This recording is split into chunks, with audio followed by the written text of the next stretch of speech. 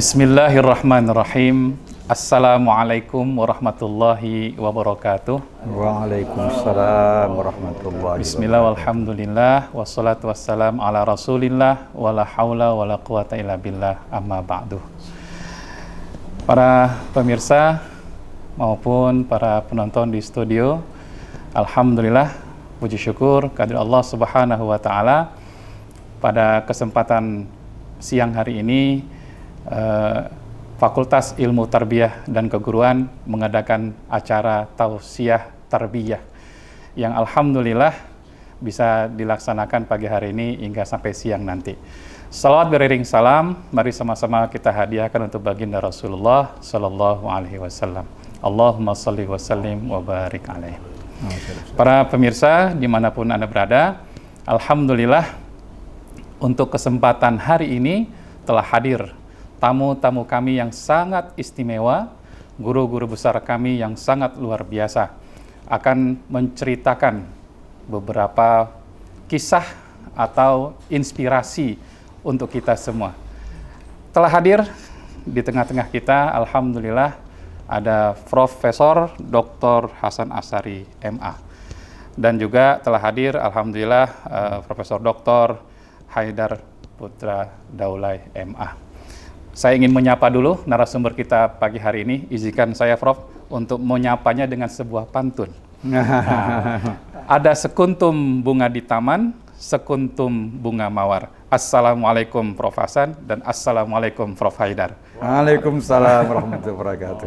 Alhamdulillah. Baik, para pemirsa sekalian, kami tidak hanya bertiga di studio. Alhamdulillah ini juga ada rekan-rekan kami, dan alhamdulillah telah hadir ada Bapak Dekan dan juga Bapak Wakil Dekan 2 bersama para Bapak Ibu Kaprodi Fakultas Ilmu Tarbiyah dan Keguruan. Baik, kita akan berdialog dengan narasumber kita yang akan menceritakan beberapa kisah atau inspirasi buat kita semua, pengalaman para narasumber kita selama berada di beberapa negara.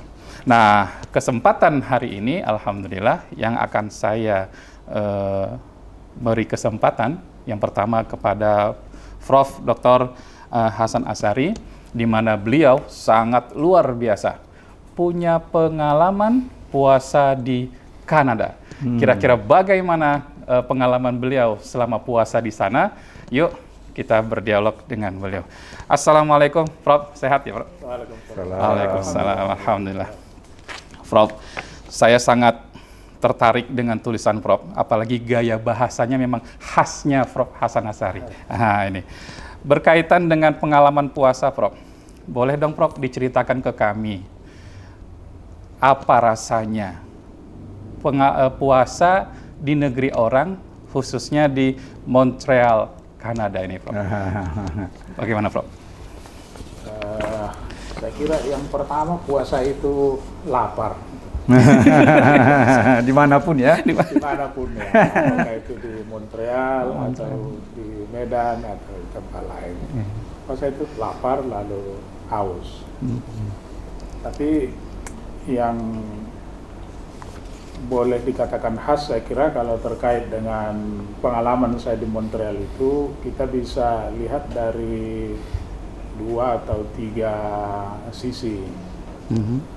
Pertama, komposisi penduduk. Kita orang Indonesia kan mayoritas mutlak Muslim penduduknya, dan itu kan menumbuhkan budaya-budaya tertentu terkait dengan Ramadan. Lalu ketika kita puasa di kota seperti Montreal, kita menjadi minoritas. Ketika saya punya pengalaman di sana, penduduk Muslim Kanada itu tidak sampai 1%. Saya tidak ingat 0, sekian persen lah pokoknya. Tidak sampai 1%. Jadi itu sesuatu yang punya persoalan sendirilah, dari 87-88% menjadi di bawah 1%. Itu satu. Lalu yang kedua itu terkait dengan kultur. Jadi budaya masyarakat Barat gitu ya secara umum. Kalau Kanada paling enak sebetulnya masyarakat utara gitu karena dia berbatasan langsung dengan kutub utara negara itu. Sebagian besar wilayah Kanada itu dekat kutub. es terus menerus sepanjang tahun, beku sepanjang. Beku ya? Sebagian besar Kutub, wilayahnya ya. di utara itu begitu. Dan itu terkaitlah dengan urusan puasa, Yeah. kultur ya, kultur orang Eropa lah, orang Barat lah kira-kira itu, dengan kultur kita orang Melayu, orang Muslim. Baru yang ketiga barangkali ada juga kaitannya dengan iklim, karena negeri kita negeri khatulistiwa, negeri tropis, maka iklim di tempat kita ini kan relatif stabil ya. Saya udah 50-an tahun berpuasa ya, cuaca itu ya begitu-begitulah kira-kira gitu kan. Panas, kalau enggak panas sekali. Itu aja kan pilihannya, panas atau panas sekali. Kalau di sana kan ada musim ya, ada musim 4 musim dia. Nah, ini nanti akan jadi variabel penting dalam urusan puasa. Kalau misalnya kita puasa di musim dingin, Ya. siang itu kira-kira 4,5 sampai 5 jam. Nah, saya nggak tahu. Kalau kita puasanya 5 jam aja nggak Enak ya? juga, dan dingin gitu ya. Dingin. Tapi kalau di puncak musim panas, nah itu bisa 19 jam, 20 jam yang disebut dengan siang itu. Jadi kalau definisinya puasa itu adalah menahan haus dan lapar selama siang hari. Ada itu fajar ya. Bisa. Tiga itu barangkali yang bisa kita eksplor. Baik. Saya, ya. Baik. Nah, tadi Prof sebutkan kultur, mengenai kultur di Eropa sana. Kalau yang saya baca, tidak ada sebutan selamat menunaikan ibadah puasa. Betul ya, Prof? Iya. Tidak. Secara umumnya masyarakat Eropa itu ya masyarakat Kanada itu masyarakat yang sekular ya, jadi secara umum begitu. Walaupun ya mereka punya agama dan sebagian dari mereka itu taat dengan agamanya gitu. Di sana itu kalau Montrealnya itu agak berimbang orang Protestan dengan orang Katolik, jadi agama dua itulah kira-kira yang mayoritas. Jadi memang Anda tidak berharap ucapan selamat karena tidak banyak juga orang yang ngerti apa itu Ramadan ya, puasa. Jadi kita puasa aja puasa gitu. Aja. Kita cari sendiri kapan satu Ramadan dan nggak ada orang gaduh-gaduh kapan puasa Sabtu atau Minggu misalnya kayak pengalaman kita tahun ini. Ya kita pokoknya besok puasa ya kita puasa. Tidak ada kultur selebrasi atau peringatan-peringatan, ucapan-ucapan selamat yang meriah seperti kita alami di Indonesia. Paling internal kita lah. Apalagi ketika saya di sana itu kan budaya medsos itu belum ada. Betul. Nah, jadi kalau kita mengangkat gagang telepon untuk hanya mengucapkan selamat puasa, ngitung-ngitung juga gitu kan, berapa sen pula habisnya itu. Jadi itu memang tidak ada. Iya. Tidak ada yang begitu. Itu perubahan, perbedaan ya, baik. Kalau kita di Indonesia. Ya. Kemudian Prof, masyarakat Eropa, apakah mereka sangat menghormati orang puasa, walaupun dalam sebutan tulisan Prof, kok orang puasa dihormati? Gitu. Gimana Prof kira-kira? Ya, itu bagian dari bagian dari budaya yang berkembang di seputar Ramadan itu. Jadi saya memang menekankan itu sebagai salah satu bentuk pengalaman di luar sana di Kanada, tapi juga menurut saya sebagai sebuah bagian dari otokritik terhadap praktik budaya berpuasa kita. Jadi sana tidak akan ada orang yang menghormati Anda hanya karena Anda berpuasa. Orang akan makan seperti biasa, orang berpakaian seperti biasa mereka. Ya kan? Seperti biasa mereka, dan kita ya jangan merasa harus dihormati orang. Kalau Anda merasa minta dihormati orang, ya Anda akan kecewa dengan lingkungan Anda. So, orang tidak ngerti pada umumnya apa itu Ramadan, apa itu puasa, karena semata-mata karena memang tidak mengerti. Karena mereka memang tidak ada kaitan kultural, sebagian besar juga nggak ngerti apa itu. Saya punya pengalaman kecil ya. kita kan susah mencari tempat sholat yang dalam arti musola gitu ya di Betul. kampus McGill. McGill. Kampus itu sangat besar. Kalau slogan-slogannya ya menghargai perbedaan, tapi orang itu belum punya kultur sehingga ngerti apa itu musola. Kampus itu nggak punya apa namanya, nggak punya musola di tiap fakultas. Untuk universitas ada. Iya. Nah, untuk universitas ada namanya International Student Office. Dan di situ ada salah satu bagian yang punya orang Islam. Di situ kita bisa ngembangkan tikar lah kira-kira gitu, dan terasa seperti musola. Tapi bahkan di tempat Islamic saya Studies. belajar, Institute of Islamic Studies namanya judulnya, tapi itu tidak ada 1 meter kali 2 meter. Itu tempat semuanya. Oh. Judulnya itu Institute of Islamic Studies. Juga di bawah ada Faculty of Religious Studies. Nah, itu nggak punya musola. Jadi saya suatu kali karena kepepet dengan jadwal, lalu saya sholat di antara perpustakaan. Gerak buku yang Nah, buku saya pilih mungkin bagian ini agak sunyi gitu, lalu saya sholat di situ. Beralas koran saja gitu, saya sholat. Rupa-rupanya ada yang mau menggunakan buku di daerah situ. Datanglah dua mahasiswi yang kemudian lihat saya sedang sujud barangkali gitu. Dilangkahi? Tidak. Mereka berdiri lama di belakang saya duga begitu ya. Sehingga sampai selesai mereka berdiri di belakang saya. Dia tidak langkahi saya. Cuman dia heran, ini orang ngapain? Dan begitu saya selesai, dia tanya, "Hey, what are you doing?" Dia bilang, Anda lagi ngapain? Lalu saya bilang, saya Muslim dan saya sedang baru selesai sholat. I pray, saya bilang. Oh, Islam itu sholatnya gitu deh. Sholat di mana-mana gitu. Oh iya, saya bilang gitu. Iya, karena kita kan di McGill tidak ada masjid. Intinya itu asal bersih, dan secara umum seluruh muka bumi ini dalam agama saya dianggap bersih. Jadi saya boleh sholat di sini, saya boleh sholat di halaman di bawah pohon kayu itu, di atas rumput di lapangan saya boleh. Saya boleh sholat di lapangan bola di depan kampus kita ini. Saya bilang, wow. Jadi dia heran saja. Itu menggambarkan bagi saya bahwa tingkat pengetahuan masyarakat tentang Islam itu memang sangat minim.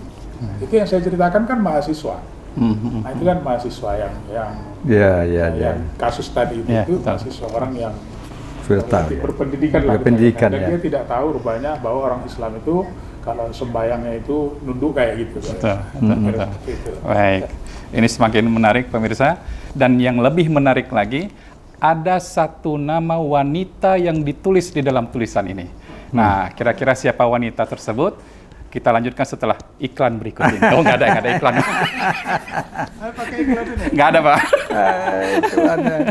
Prof, mengenai kultur tadi, Prof. Jadi kita kan kalau di Medan khususnya ada khas-khas makanan yang muncul ketika di bulan Ramadan.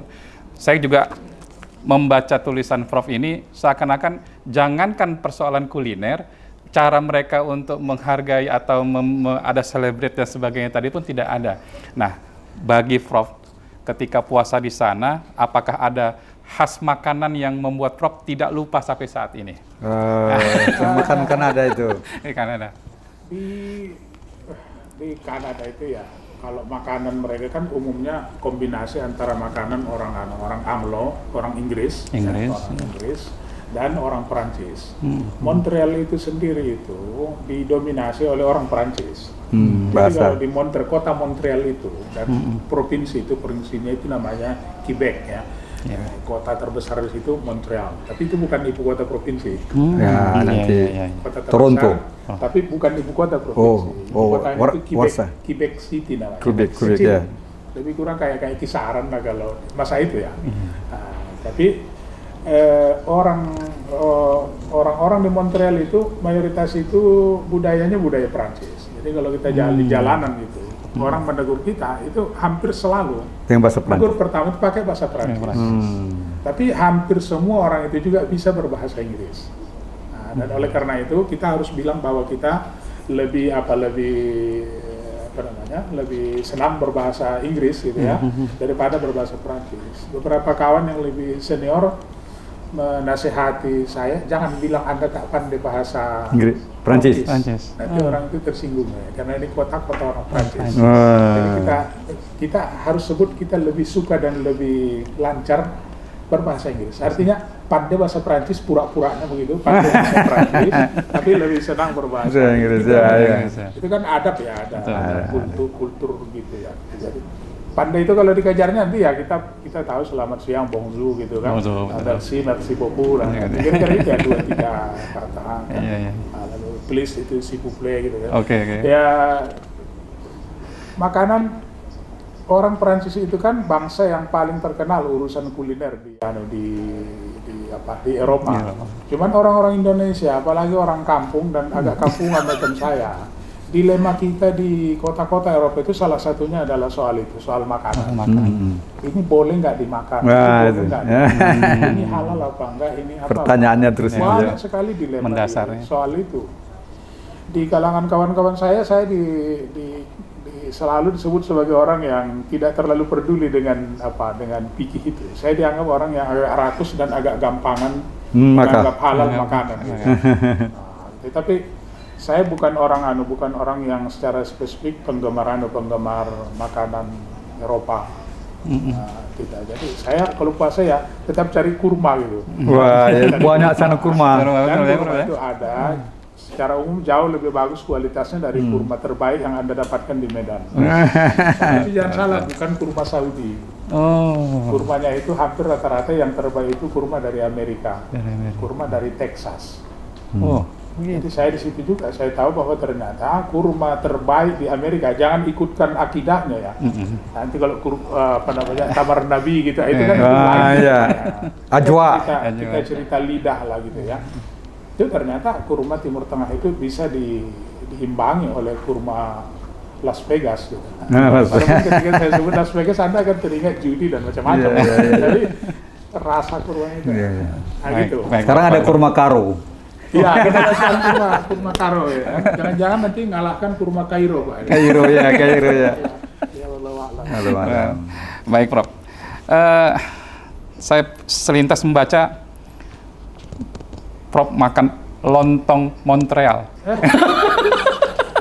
Kira-kira seperti apa tuh, Prof? Silakan, Prof. Kok bisa ada lontong di sana, Prof? Orang Indonesia itu bagaimanapun juga adalah orang Indonesia. Mau Iya. dimanapun itu tetap saja hari raya itu dengan Lontong. budaya kuliner seperti Iya. lontong. Jadi ada teman saya orang Ciputat, namanya Ibu Allah Yaram sudah meninggal itu Ibu Lena ya, Ibu Lena Rifai. Pernah jadi dekan FITK kalau nggak keliru saya. Mungkin 2 periode sebelum Bu Sururin yang sekarang pernah jadi di Nur Lena Rifai namanya. Rifai itu nama suaminya. Iya. Jadi dia masakan kita lontong habis salat Id. Nah, ayo ke apartemen saya saya ada masakin lontong gitu. Kalau nggak keliru dia orang Sunda itu. Lalu kita ya itu rasanya luar biasa gitu. Walaupun sebagai orang Patah itu saya hampir tidak pernah enak dengan masakan orang Sunda, tapi karena di Montreal, Sunda itu menjadi nggak ada bedanya dengan Mandailing. Itu kita Iya. Baik, Prof. Nah, para pemirsa sekalian, kita akan beralih ke narasumber berikutnya yang tak kalah menarik. Narasumber satu ini sangat luar biasa dan menjadi inspirasi kita semua. Hampir semua negara pernah dikunjungi, baik di Asia, Timur Tengah, bahkan sampai Eropa barangkali. Nah, kira-kira bagaimana pengalaman beliau untuk berpuasa di berbagai negara tadi, khususnya yang untuk hari ini yang akan kami dalami adalah pengalaman beliau berpuasa pernah di negeri Sakura. Pemirsa tahu di mana negeri Sakura? Betul, di negeri Jepang. Kira-kira bagaimana pengalaman beliau? Yuk, kita langsung dialog dengan Prof. Dr. Haidar Putra Daulay. Mohon izin, Prof. Ya, baik. Baik. Prof menceritakan pengalaman waktu mau berangkat. Ini menjadi hari yang sangat istimewa. Ternyata Prof Haidar berangkat ke Jepang ini pas pada saat ulang tahun. Ini dia. Monggo Prof, kira-kira diceritakan siapa orang-orang di balik keberangkatan Prof ini sehingga Prof bisa sampai di sana. Terima kasih. Assalamualaikum warahmatullahi wabarakatuh. Waalaikumsalam warahmatullahi wabarakatuh. Anda Dr. Walad, ya Profesor Hasan yang saya hormati, kemudian ya para penonton ya yang ada di khusus di sini ataupun di luar ya. Saya berangkat ke situ atas budi baik dari Pak Munim itu adalah orang anak Medan ya yang bekerja di kedutaan. Dia bekerja di Departemen Luar Negeri. Waktu itu dia barangkali bertugas di India. Dia banyak tempat di ini. Orang sini dia, orang Jalan Gurila. Kemudian aktivis Wasdiyah kalau tidak silap saya dia itu ya. Munim ya. Nah, jadi dia mengontakkan saya ke Duta Besar Jepang. Karena Jepang itu setiap tahun, Kedutaan Besar RI ya di Jepang itu tiap tahun mengundang 3 penceramah, yaitu dengan hari-hari mulai 1 sampai 10, 10 sampai 20, 20 sampai 30. Nah, jadi pada waktu itu sampailah surat undangan itu kepada saya bahwa Bapak persilakan untuk mengurus visa saya. Kan kan mudah kita mengurus visa. Betul. Itu kan di sini di dekat Masjid Agung itu kan. Apanya kan ya? Iya. Nah, keberangkatan tadi itu pas 5 September. Saya berangkat dari Jakarta 5 September. Iya. Malam pukul 11, lebih kurang begitulah ya. Kita sudah berpuasa ini. Jadi sudah puasa ini kan. Nah, jadi di pesawat ya ditanya mana siapa yang puasa gitu ya kan itu. Nah, kita sebut kita berpuasa dan kita dikasihlah kepada kita nanti pukul-pukul berapa lah ya menurut mereka yang pantas untuk makan sahur itu kan. Nah, pas itu mendarat di Narita, itu lapangan internasionalnya Tokyo ya, jadi itu pas tanggal 6 September. Ini saya bilang tadi 6 September 2008 ya, 2008 jadi ulang tahun ke 59 ya 59 itu. Iya betul. Nah, itu maksud saya tadi hari istimewa tanpa dirayakan, biasanya di rumah disyukuri. Saya dan anak-anak ya kan doa jadi kan syukur di situ ya. Itu saja kegiatan-kegiatan pada ulang tahun. Di situ tidak ada, sendiri aja, mensyukuri diri sendiri aja. Nah itu ada berapa kali yang begitu di perjalanan. Waktu saya ke Kanada juga begitu. Ke Kanada mau berangkat juga pas 6 September. Kami masuk Kanada itu September. Nah, saya dengan Pak Hasan ini sudah tahu juga sikit-sikit. Karena apa? Karena ada walaupun tidak selama beliau. Saya cuma 6 minggu di situ. 6 minggu di Kanada, di Montreal dan beberapa kota Quebec dan seterusnya ya. Tapi bukan bulan puasa. Cuma korma yang cerita itu betul. Saya menjadi oleh-oleh saya korma. Wah, heran orang tuh. Saya bawa itu korma sehingga di Malaysia ada family, saya kasih korma sehingga sini. Dari mana korma? Kapan umroh katanya? Dia pikir dari Saudi ada. Ini saya beli di Montreal korma ini. Ya, itu kan besar-besar dan tadi kata apa-apa. Kualitas bagus. Iya kan. Oke ya, itu tentang dia. Nah, sampai tanggal 6 itu pas itu maka hari istimewa tadi. Ulang tahun ya, Prof. Oke, ya. Nah, oleh panitia di sana itu ya Kedutaan Besar, Bapak tidak usah dulu singgah di mes atau di penginapan di Tokyo, langsung ke Nagoya ini. Ya kan. Nah, jadi dari dari lapangan terbang ya kan, tas saya dibawa orang tuh. Nanti besok sudah kita ketemu di Nagoya, gitu ya kan. Ketemu di Tokyo. Nah, dari situlah saya terus dari situ berangkat ke Nagoya. Nah, dari Tokyo itu naik kereta api, itu yang Shinkansen, yang sampai hanya cuma berapa jam aja, kira-kira 300 km per jam. Begitu ya. Jadi kalau ke Sedimpuan cuma 2 jam itu dari sini, tidak sampai 1,5 jam sudah sampai kita. Betul. Iya kan? Nah, begitu ya. Nah, dia lebih kurang 2 jam dia sampai di sana tuh ya di Nagoya. Nah, itu. Baik, Prof. Baik, sudah dia. Ceritanya tadi ya tentang pertanyaan itu apa istimewa tadi ya. Prof, berkaitan dengan cerita Prof Hasan tadi tentang budaya orang Eropa di dalam situasi atau suasana Ramadan. Baik. Di Tokyo bagaimana, Prof? Baik, jadi saya ini kan cuma penumpang pinggiran saja, cuma 10 hari. 10 hari. Ya kan? Oke. Dari tanggal 6 itulah sampai 16. 16 ya. Ya, 10 hari tentulah tidak sedalam orang yang tinggal di sana. Yang bertahun-tahun dia sudah tinggal di situ. Jadi kulitnya saja, tapi saya hanya melihat sepintas. Kalau Pak Hasan lebih mendalam, Betul. sebab dia bertahun di sana. 2 tahun ya. 2 tahun, jadi dia bilang, ya, Dua kali Ramadan. 2 tahun. Ya, saya hanya sepintas begitu ya. Baik. Pertama kalau berpuasa, tidak ada suasana puasa di sana. Kenapa? Mayoritasnya bukan Islam ya. Sedikit sekali, saya tidak tahu hitungan persen. Tapi kalaupun sampai 1% atau berpersen tidak juga tahu kita kan sangat sedikit. Sedikit ya. Ke umat Islam di sana. Sedikit itu bisa jadi karena orang Indonesia pun sedikit di sana. Nah, ya, tidak seramai kalau orang Indonesia itu berada di Timur Tengah lah umpamanya, karena banyak TKI gitu kan. Betul. Ya begitu rame kan ya. Iya. Jadi sedikit ada ya kan, begitu juga dari bangsa-bangsa lain.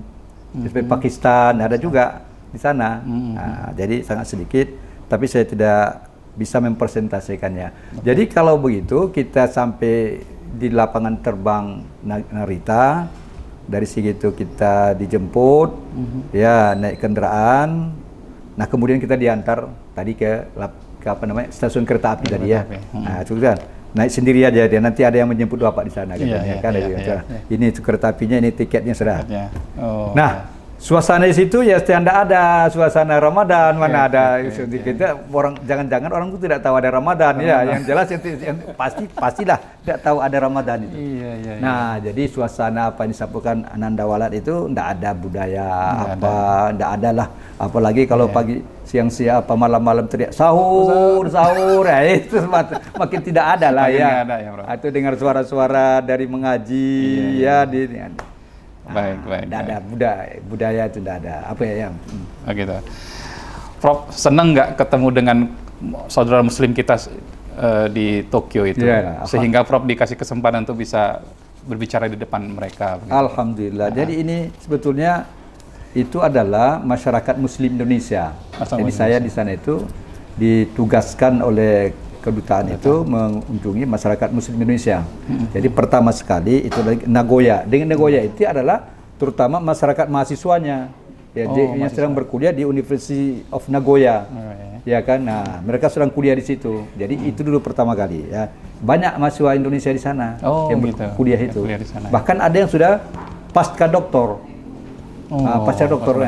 Saya temui seorang yang pada waktu itu saya tanya serang apa sekarang, karena saya lihat sudah ya memang sudah berpenampilan dosen lah ya gitu ya. Betul. Saya sedang pasca doktor, jadi ada sekolah lagi sesudah doktor. Jadi kita harap juga Pak PR nanti mencadangkan Walad ini bisa lah pasca doktor kan. Alhamdulillah. Lain. Ada sekolah pasca doktor lagi. Tapi bukan S4. Oh begitu. Bukan S4. Iya. Postdoc. Kita belum postdocnya belum pernah kita lakukan di Pak WR belum ya. Baik. Nah kemudian ya itu dekat yang SRIT tadi, Prof? Enggak, ini SRIT itu spesial di Tokyo. Sekolah itu kepanjangan SRIT. Sekolah Republik Indonesia Tokyo. Itu di Tokyo, di kota Tokyo sendiri. Ini Nagoya ini lebih kurang sekitar 600 seberapa kilometer lah. Karena saya rasakan kira-kira sekitar 2 jamnya naik Shinkansen. Itu udah sampai 2 jam kan. Cepat. Duduk menengok pemandangan, menengok kaki Fujiyama. Oh ini Fujiyama, dia gitu ya. Dari Gunung Fujiyama kan. Udah sampai, sampai. Keluar udah ada mahasiswa yang nunggu di sana. Baik. Prof, Jepang itu kan terkenal dengan budayanya sangat kental sekali, Prof. Ya betul. Nah, misalkan yang Prof sebutkan di sini ada semangat Bushido. Oh iya. Bisa Prof gambarkan itu, Prof? Apa itu yang? Itu sebenarnya ada budaya Jepang yang sudah hidup beberapa ratus tahun lalu. Oh gitu. Bushido itu adalah semangat prajurit. Setiap prajurit samurai itu punya semangat Bushido. Samurai itu. Apa artinya Bushido itu? Itu diantaranya adalah jujur, pemberani, ya kan, zikrul maut, ingat mati. Anda ingat nanti sore Anda belum tentu hidup. itu pasti sebagian besar itu saya lihat sesuai dengan ajaran Islam. Sederhana. Kalau sudah ada ngapain yang apalagi dimiliki lagi ya itu. Itu semangat Bushido. Ya kan? Nah, jadi semangat Bushido itu dulu dimiliki oleh prajurit samurai. Samurai itu kan ada yang bekerja di tuannya, ya kan, ada yang bebas begitu ya. Nah, di antara samurai yang terkenal itu siapa namanya itu ya? Ada itu sampai sekarang selalu menjadi tema-tema apa ya dalam cerita samurai itu ya. Samurai. Oke. Jadi itu ya. Jadi Bushido itu akhirnya begini. Yang menarik itu di antara semangat itu adalah disiplin, ya, patuh kepada pemimpin, rajin, sederhana, pemberani. Ya, itulah semangat Bushido itu. Mula-mula dimiliki oleh para prajurit. Oke. Ya, prajurit samurai. Tetapi akhirnya orang Jepang itu memiliki semangat itu semua dengan cara mensosialisasikan semangat itu. Jadi mereka memiliki itu. Nah, itulah yang dipakai oleh Jepang dengan semangatnya rajin bekerja, pemberani, ya kan? Bagaimana tidak pemberani? Gurunya dilawannya Amerika kan. Amerika itu kan guru dia dapat 19. Jepang itu masih bodoh sebetulnya. Tapi mereka belajar sungguh-sungguh sehingga di tahun 45, di tahun 41 mereka udah berani menyerang Pearl Harbor. Amerika diporak-porandakannya kapal Indo Arizona. Kebetulan saya juga sempat melihat itu. Oh, saya pikir Prof pernah di situ gitu. Iya, saya ke sana. Oh, gitu. Ke Hawaii. Iya, betul. Hawaii ya, tahun 2008 itu saya ke Hawaii, dibawa ke situ. Ini adalah dia kapal Indo Arizona, sekian ribu yang meninggal di sini. Ini maksud saya tadi, bagaimana orang Jepang itu berani melawan gurunya sendiri dan sekutu Amerika dengan semangat Bushido-nya tadi. Nah, kemudian rajin, tekun, belajar. Nah, itu yang dimiliki mereka. Ya, mereka menjadi bangsa yang maju ya. Nah, itu perlu kita telusuri nanti itu bagaimana melahirkan sebuah semangat yang seperti itu di kalangan masyarakat Indonesia.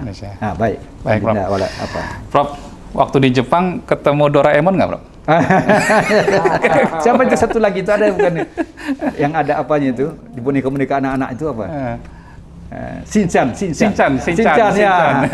Saya coba cari Shinchan tidak ketemu. Oh, nggak ketemu. Oleh-oleh ya, Prof ya. Buat cucu. Baik, Prof. Saya kembali ke Prof Hasan.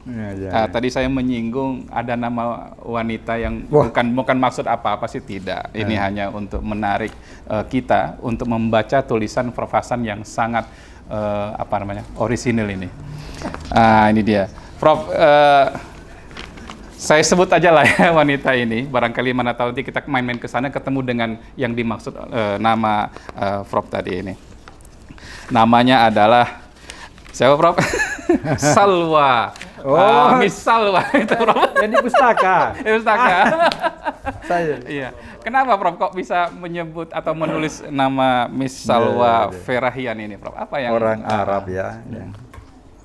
Saya tidak tahu apa Prof Haider sempat berkenalan dengan kenal tidak begitu mendalam Pak ya. Tapi dia itu statusnya pustakawan ya. Pustakawan yang kedua di perpustakaan Islam Studies.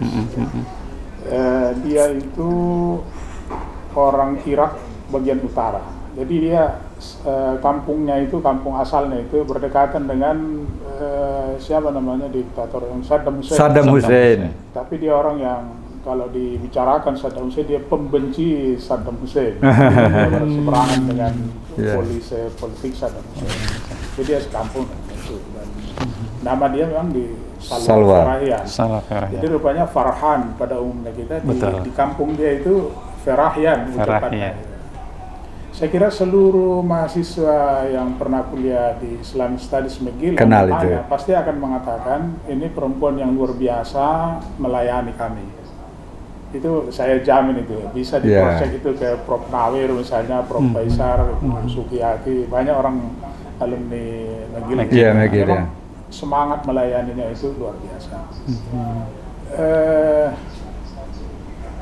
Saya tidak tahu, tapi sepertinya itu dia hafal isi perpustakaan itu. Kita bingung nyari sebuah buku. Dan zaman itu kan semua masih serba manual. Betul. Ya, belum ada. Belum digital ya, Prof. Kita betul-betul semi berumah di perpustakaan untuk jadi magister itu. Rumah kedua kita itu perpustakaan. Nah, jadi kita kalau ke perpustakaan Islamic Studies itu mau tidak mau ya berurusan dengan dia. Dan orangnya sangat ramah gitu. Sangat ramah. Pokoknya siapapun yang masuk, hello, good morning. Kalau kita tahu bahasa Arab sedikit-sedikit, dia bahasa Arab sambil ingat kampungnya. Dari Irak tadi, Prof. Gitu ya. Dari Padahal Nasrani ya, Prof ya? Iya, dia beragama Kristen, Kristen ya. Dan dia tidak jilbaban seperti orang Muslim. Dan di luar itu saya kira orangnya memang super cantik. Oh, wajah Arab, hidung mancung gitu ya, Prof ya. Dan satu lagi, kenapa saya nggak sungkan menyebutnya, di masa itu saya memang masih berhak untuk mengagumi semua wanita. Oke. Saya waktu di McGill itu masih lajang. Tapi tidak ada yang mau saya sembunyikan tentang itu. Kalau Anda ke rumah saya, Anda akan ketemu Sania. Siapa itu? Salwa Ferahian. Di rumah saya. Anak saya. Kasih nama. Nama ibu itu. Saya kira orang yang fair akan mengatakan kita nggak jadi master kalau nggak dibantunya. Oke. Meskipun dia bukan dosen, tapi ya banyak sekali ya. Perpustakaan itu betul-betul dibuat. Dan dia itu membantu sungguh-sungguh kira-kira gitu. Baik. Jadi nama ibu itu saya abadikan nama anak saya yang kedua, perempuan itu. Alhamdulillah. Jadi di rumah saya bawa sampai ke rumah ya, Bro? Bawa pulang itu. Salwa. Oke. Iya. Tapi masih hidup ya, Prof ya? Sekarang kemana? Apa beliau saya udah lama tidak punya kontak ya. Oh, gitu. Baik. Prof, yang Prof gambarkan dalam tulisan ini ada situasi kebiasaan atau kebiasaan orang-orang Kanada dengan pakaiannya yang serba minim, kemudian yang sudah minim terus dikoyak-koyak dan sebagainya. Dan pada saat itu Prof dengan berpuasa dan sebagainya itu apa yang Prof rasa ya kira-kira dari hal yang sebegini, Prof? Saya mungkin begini ya, kita harus melihat puasa itu dalam dua perspektif. Kalau perspektif yang saya gunakan dalam tulisan itu, saya mengatakan 2 kali Ramadan di Montreal itu mungkin merupakan puasa yang paling seru yang pernah saya jalani sepanjang hidup saya. Mengapa? Karena kita betul-betul harus kuat dan harus menahan diri untuk jadi berpuasa kalau di sana. Kalau kita misalnya tidak mau puasa, ya nggak apa-apa, nggak akan ada orang yang tahu, bukan sama tetangga, kita nggak kenal ya. Kita makan dan tidak puasa itu jauh lebih alamiah di sana. Tapi kita putuskan untuk tetap puasa. Nah, kalau di Medan ini kita nggak mau puasa juga kan jadi janggal sebetulnya. Nah, maka pertanyaannya itu, mengapa saya bilang itu bagus ya puasa di sana itu menarik lah. Saya nggak bisa menghakimi puasa itu bagus atau tidak bagus karena ustadz pun bilang itu urusan Tuhan gitu kan. Saya gunakan di situ kata seru. Nah, seru dalam arti Anda memang puasa dengan penuh tantangan. Kita kan kuliah ya di musim semi itu. Dan anak-anak itu terutama anak-anak S1 itu ya kalau ukuran kita memang agak susah lah agak susah lah kita menengoki orang itu gitu. Dan saya waktu itu di sana ada mengambil beberapa mata kuliah ke S1, mata kuliah ke pendidikan. Jadi saya beberapa mata kuliah saya di Fakultas Pendidikan. Oh iya. S1. Gabung dengan mereka. Iya. Studies ya. Gabung dengan S1 ya. Kita mustamik lagi. Itu dan itu nggak keluar di transkrip kita. Jadi saya banyak bergaul dengan anak-anak yang S1. Ya kayak gitu tadi, dia pakai celana ponggol. Lalu entah kenapa tadi koyak sendiri, wallahu alam. Udahlah celananya pendek, nanti bolong-bolong lagi. Macam-macam. Lalu kemudian dia juga pakai baju kira-kira. Tabiat. Saya buat di situ bahannya hemat, saya bilang lah. Bahannya hemat ya. Saya sudah agak tua, itulah bahasa yang keluar dari. Jadi nggak kayak di kampus UIN kira-kira gitu. Iya. Itu bagian dari tambahan tantangannya saja. Dan ketika kita lulus dalam kondisi itu, betul. Maka menurut saya itu seru. Substansinya dapat ya, Prof? Substansi menahan itu Menahan, menurut ya. saya jauh lebih kita hayati di sana daripada Oke. puasa di Medan. Baik. Saya kembali ke Prof. Haidar. Ya, weh. Prof tadi menyebutkan bahwa masyarakat yang muslim di sana itu kan mungkin ada yang dari imigran ya Prof ya? Ya, bisa. Betul ya, imigran. Nah, apakah Prof ada dialog atau bagaimana menanyakan ke mereka waktu selama mereka tinggal atau apa namanya kesan berpuasa? Bagaimana Prof ya Ya. di sana itu Prof? Kebetulan saya pernah singgah di sebuah masjid mereka. Jadi di Tokyo itu ada mungkin pada waktu itu pas mungkin waktu sholat nih kan ya, zuhur ya. Jadi kalau siang itu tidak ada kegiatan. Jadi saya bertugas hanya setelah berbuka. Ya, setelah berbuka bertugas di street. Iya, cerita Ya, nih. saya sudah dari Nagoya tadi itu, Iya. semua terpusatlah di Tokyo selama 10 hari lagi itu, 9 hari lagi itu ya. Nah, jadi kegiatannya cuman setelah maghrib, sana sholat isya, kemudian terus ceramah, nanti terawih, ya terawihnya pun 8 rakaat kan, Betul. tidak ada yang minta 20 kan. Ya kan. Nah, Iya, jadi iya. itu kerja saya jalan-jalan saja. Oh. Mulai pagi itu kemana? Ada namanya, lupa, kan silapnya ribut, namanya Siribut. Ribut. Namanya Siribut. Iya, ya kan dapat bahasa Jawa apa itu? Mungkin. Iya, orang biasa. Dia pekerja, dia apanya? Kemudian sedang cuti dia. Iya, iya. Nah, jadi setiap hari dia yang membawa saya kemana kita Pak Arin. Oh, Aja, menggait gitu dengan dia, gaya, dengan sukarela bawanya.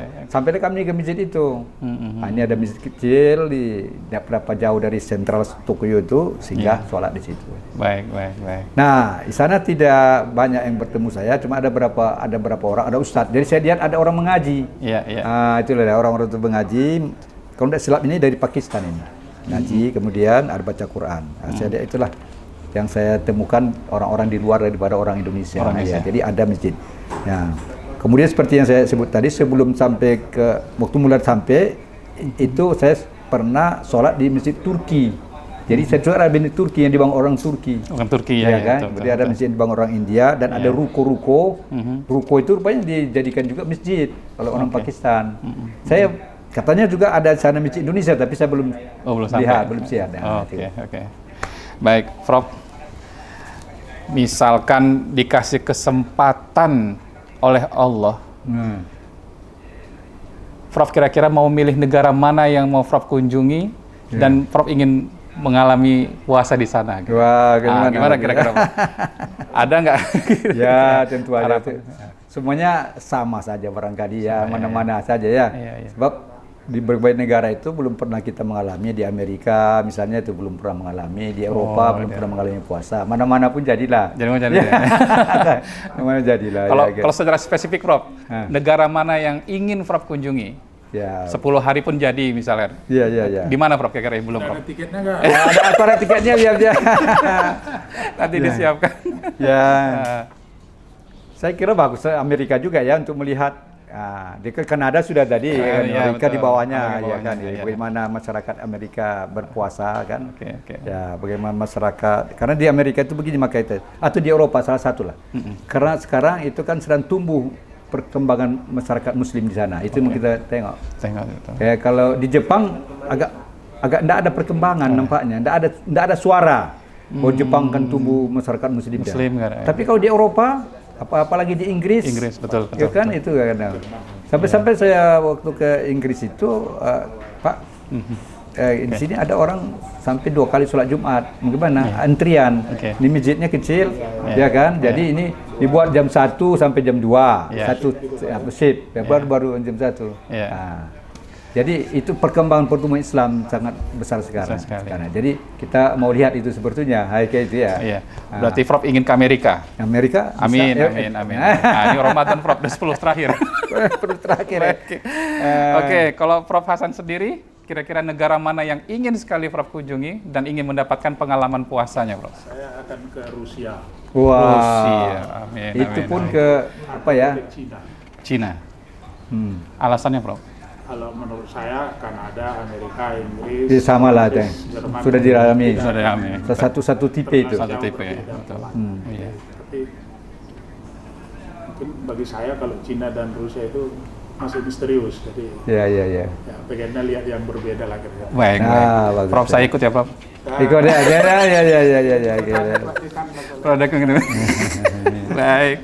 Alhamdulillah, Prof, di ujung sana ada Pak Mas Latif Mas Dwi Latif. Purnomo.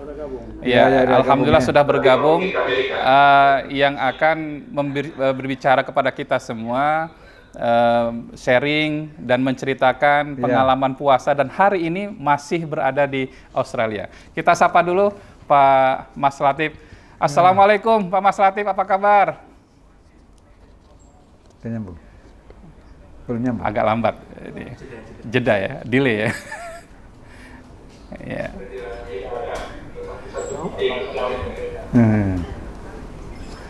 Ya.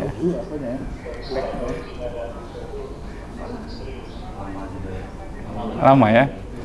Baik. Ya, langsung saja.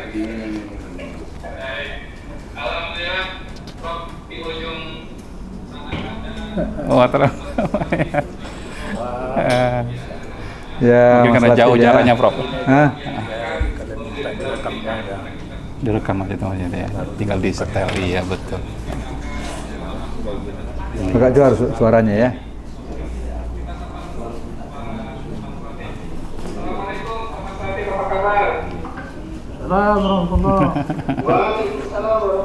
Nah, nyambung. Ada apa ya? Iya. Iya.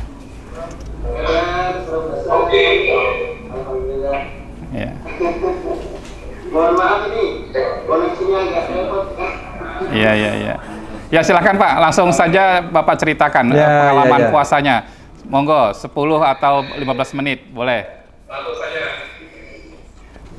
Baik, para pemirsa sekalian, hubungan sinyal barangkali atau koneksinya ya dari Pak Mas Latif yang masih berada di Australia ini sepertinya ada gangguan dan terputus.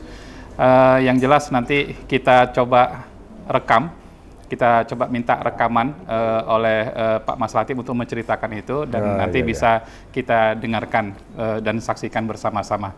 Baik, Prof Hasan dan Prof Haidar, kami minta semacam closing statement atau semacam nasihat yang membangun dan penyemangat untuk kami supaya bisa menjadi inspirasi seperti Prof Hasan atau Prof Haidar. Ya. Silakan, Prof. Kalau penyemangat Pak Haidar lah duluan. Oh, iyalah. Harus guru dari guru. Ya. Baik. Boleh, Prof. Jadi baiklah ya. Jadi pengalaman itu kan merupakan guru ya. Guru yang terbaik katanya. Jadi kalau kita pengalaman kita sendiri atau pengalaman orang lain, jadi ini bisalah dilihat dari buku itu. Pengalaman orang lain itu menjadi iktibar. Banyak di situ yang menjadi contoh pada kita atau banyak menjadi inspirasi kepada kita. Betul. Kan banyak teman-teman yang menulis dari berbagai tempat ya, Pak Hasan Kanada, Amerika, mungkin Arab, Taufik Maroko, dan seterusnya. Betul. Jadi itu bisa diambil sebagai iktibar mana yang mau kita lihat ya kan, banyak sebetulnya itu yang kita lihat itu. Ya kan, di Tokyo saya lihat banyak yang kita ambil, di Mesir banyak, di Turki juga banyak yang saya lihat itu yang bisa kita, yang tidak ada sama kita, tapi ada sama mereka. Ya kita bisa contoh, ya kan itu ya, begitu juga lah barangkali yang mungkin saya apakan ya. Nah, jadi kan waktunya sangat singkat. Dari saya itu aja, Bang. Terima kasih. Terima kasih, Prof. Kemudian Prof Hasan, silakan, Pak. Saya lebih singkat lagi. Semua yang dibilang Pak Haidar itu saya ibit aja. Berlaku ya, Prof. Ada. Ya, baik, alhamdulillah. Baik pemirsa, para penonton yang hadir pada kesempatan siang hari ini, sama-sama kita sudah mendengarkan paparan atau inspirasi kisah pengalaman puasa di berbagai negara. Ya. Mudah-mudahan ini menjadi iktibar, menjadi pengalaman dan menjadi ilmu buat kita semua, dan insya Allah saya doakan kita semua bisa keliling dunia, seperti guru besar Atau kita. diprogramkan tahun depan. Gitu ya, Prof? Udah mulai direncanakan. Pertama minta hubungi Kedutaan Besar Tokyo Baik, supaya ada dari tarbiyah. tarbiyah ya, Siapa Prof. walat mau gitu. Baik, Prof. Siap, siap. Ini maksudnya kalau tidak kita kenalkan diri kita, Kenalkan siapa diri. yang kenal kita? Siapa lagi? Jadi ini sudah apa ini? Sudah tutup Ya, ini? belum, Prof, belum. Oh, Belum. Iya. hati-hati itu lah ya. Baik, baik. Ya, Baik, para pemirsa, sebelum kita akhiri acara kita ini, mari sama-sama kita dengarkan dari paparan Bapak Dekan Pak Dekan. Fakultas Ilmu Tarbiyah dan Keguruan. Mana Pak Dekan? Kita sambut dan kita undang ke depan Bapak Mardianto. Alhamdulillah.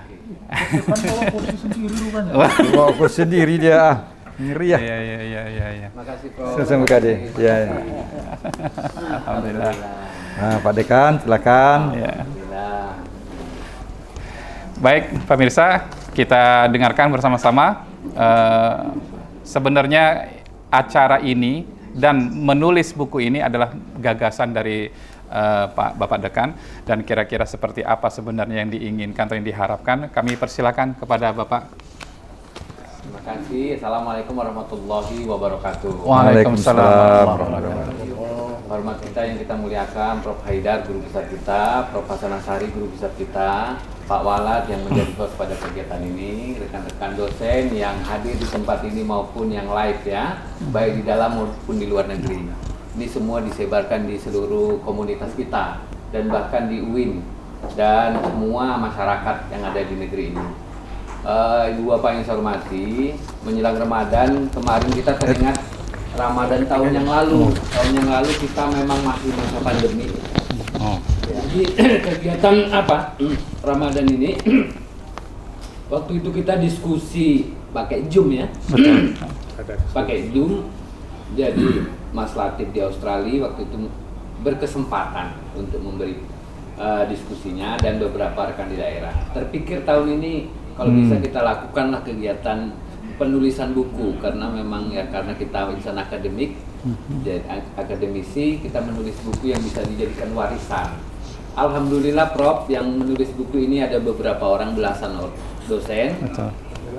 Kalau tidak salah ini dari Prof. Haidar tentang di Jepang, kalau nggak salah Ibu Nurgaya pengalaman berpuasa di Mesir, saya lupa. Mesir. Ya, Prof. Hasan Asari di Kanada, ada dosen kita juga Dr. Julhedi pengalaman Di puasa Sudan. di Sudan. Sudan. Ini ada dosen muda kita Pak Farhan. Farhan, pengalaman dia waktu berpuasa di Madinah. Madinah. Kebetulan dia kuliah di Madinah waktu itu. Ah, iya iya. Alhamdulillah. Wah, coba bagus cerita dia. Bernadil Natal kan? Kemudian Ada juga rekan kita yang di daerah, maksudnya ada di Jawa Iya, Barat, iya. Bu Yenti ya, Bu Yenti. sedang kuliah Kuliah S3 di sana. di sana, menulis juga. Pak Dr. Taufik, beliau lama di Maroko, tapi lebih berkesan puasanya di Malang. Tulisan di Malang rupanya. Malang. Jadi pengalaman-pengalaman, termasuk saya juga menulis, Pak Makmur menulis pengalaman di daerah, Di Pak. daerah. Kita sudah melanglang ke seluruh dunia, tapi tidak meninggalkan yang daerah juga. Ah, bagus. Pak Makmur kalau nggak salah pengalaman sekolah atau madrasah di Kisaran. Saya sendiri pengalaman berpuasa di desa, di dusun saya, Pak. Di dusun saya itu ada satu masjid. Selama bulan Ramadan ada satu kelas. Malam 17 ada kupatan misalnya. Kupatan. Kupatan itu ke orang Jawa, semua masyarakatnya membawa ketupat. Ketupat. Nah, Oh. pokoknya ada makna ketupat di situ. Makan rame-rame. Salah satunya tanda setelah kupatan itu besoknya kalau sholat tarawih pakai kunut. Oh. Tanda. Jadi malam 17. Nah, itu salah satu tanda. Dan banyak lagi yang bisa kita gali dari puasa di daerah ini. Kami mengucapkan terima kasih. Ini seri keempat untuk selama Ramadan ini. Kamis pertama waktu itu adalah menghadirkan narasumber Ya, Ustaz Taufik. topik ya. Iya. Hari Kamis yang pekan kedua itu adalah Ustaz Irwan. Ustadz Irwan, beliau menjadi narasumber. Kemudian yang ketiga Ibu Dr. Juli. Juli, ahli hadis kita menjadi narasumber. Betul. Alhamdulillah ini adalah pekan yang keempat menjadi pelengkap penyempurna dua guru besar kita bisa berbagi pengalaman ini. Bapak Ibu yang saya hormati, salah satu yang kita harapkan bahwa dari pertemuan yang keempat ini kita akan menghasilkan sebuah buku, alhamdulillah dibiayai oleh fakultas. Buku itu akan diterbitkan tahun ini, insya Allah bisa kita baca dan menjadi bagian dari kekayaan intelektual di FITK UIN Sumatera Utara untuk UIN Sumatera Utara. Amin. Terima kasih Pak Walat, terima kasih rekan-rekan kru yang telah bekerja keras ini adik-adik kita membantu kegiatan ini, rekan-rekan dosen dan semuanya. Saya sebagai pimpinan di fakultas, mudah-mudahan kegiatan ini menjadi barokah. Amin. Amin. Amin. Amin. Assalamualaikum warahmatullahi wabarakatuh. Waalaikumsalam warahmatullahi wabarakatuh. Alhamdulillah, tadi sudah dipaparkan oleh Bapak Dekan. Mudah-mudahan ini menjadi penyemangat kita dan menjadi inspirasi. Baik, saya selaku moderator dalam acara kegiatan ini mohon undur diri, dan kami semua yang bertugas mohon diri dan mengucapkan banyak terima kasih atas perhatian dan mohon maaf lahir dan batin, dan sekali lagi kami mengucapkan minal aidin wal faizin. Mohon maaf lahir dan batin. Terima kasih buat kita semua. Saya tutup. Billahi taufiq wal hidayah. Wassalamualaikum warahmatullahi wabarakatuh.